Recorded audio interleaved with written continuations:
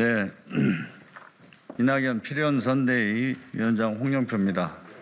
우리 선대위의 위원님들과 함께 기자회견문을 낭독해드리도록 하겠습니다. 잘못된 무효표 처리 바로 잡아야 한다. 이재명 후보 득표율은 49.32%로 결선 투표 진행되어야 한다. 당헌 당규를 지켜야 합니다. 특별 당규에 대한 지도부 판단에 착오가 있습니다. 당헌 당규를 오독해서 잘못 적용하면 선거의 정통성이 근본적으로 흔들릴 수 있습니다.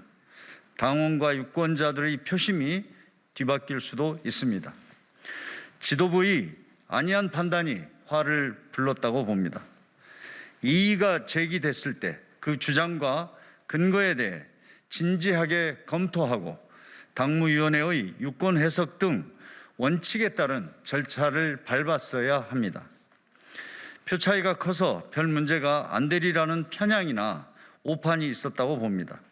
지금이라도 정확하고 공정하게 대처해야 합니다. 당헌 당규대로 가야 합니다. 10월 10일 민주당 선관위와 지도부의 경선 결과 발표는 명백히 당헌 당규에 위배됩니다. 법문은 평상문처럼 확대 해석하면 안 됩니다. 문구 그대로 적용해야 합니다. 단어의 정의, 범위, 대상, 효력 등을 치밀하고 정확하게 적용해야 합니다. 특별당규 제59조 1항에서 경선 과정에서 후보자가 사퇴하는 때에는 해당 후보자에 대한 투표는 무효로 처리한다고 했습니다.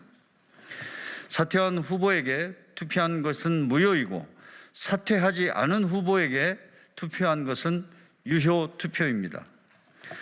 9월 13일 정세균 후보 사퇴일입니다. 이전에 정세균 후보에게 투표한 23,731표와 9월 27일 김두관 후보 사퇴일입니다.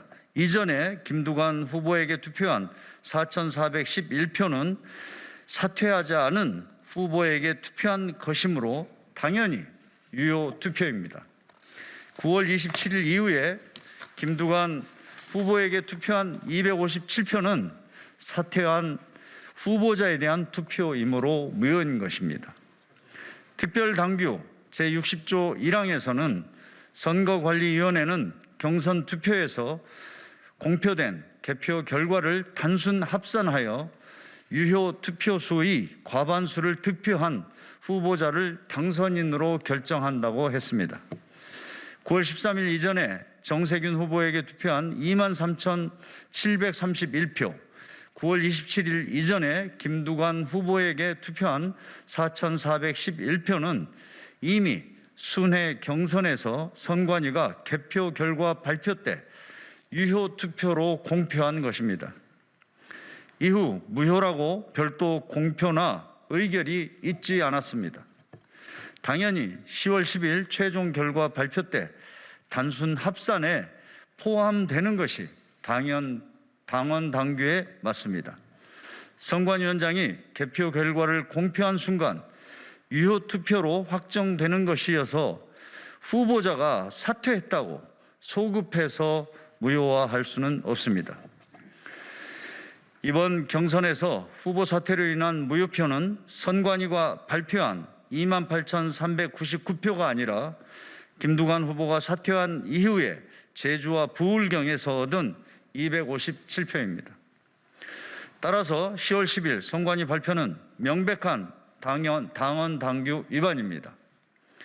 당헌 당규를 제대로 적용하면 이재명 후보의 득표율은 49.32%이고 과반에 미달한 것입니다. 따라서 당헌 당규에 대한 결선 투표가 반드시 진행되어야 합니다. 당 지도부는 즉시 최고위를 소집해 당헌 당규 위반을 바로잡는 절차를 하루빨리 진행해야 합니다. 편향과 선입견을 내려놓고 공정하고 투명하게 결정해야 합니다. 원팀을 바라는 모든 당원과 지지자, 의원들의 충정을 담아 간곡하게 촉구합니다. 2021년 10월 11일 이낙연 필형 캠프 의원 일동이었습니다. 감사합니다.